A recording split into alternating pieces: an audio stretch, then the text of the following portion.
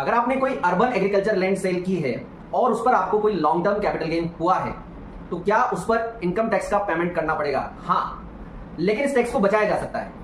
As per section 83 of income tax act 2025 उस capital gain के amount को अगर आपने इन्वेस्ट कर दिया है नई एग्रीकल्चर लैंड परचेज करने में तो इस पर आपको कोई इनकम टैक्स पे करने की जरूरत नहीं है। फॉर एग्जाम्पल, अगर आपने एग्रीकल्चर लैंड सेल की है 1 करोड़ रुपीज और उस पर आपको 40 लाख रुपीज का कैपिटल गेन हुआ है तो सिर्फ 40 लाख रुपीज नई एग्रीकल्चर लैंड में इन्वेस्ट करके आप पूरा का पूरा कैपिटल गेन बचा सकते हो। तो ऐसे अपडेट्स के लिए फॉलो करें सीए जनरेशन। Thank you. अगर आपने कोई अर्बन एग्रीकल्चर लैंड सेल की है और उस पर आपको कोई लॉन्ग टर्म कैपिटल गेन हुआ है तो क्या उस पर इनकम टैक्स का पेमेंट करना पड़ेगा? हाँ, लेकिन इस टैक्स को बचाया जा सकता है।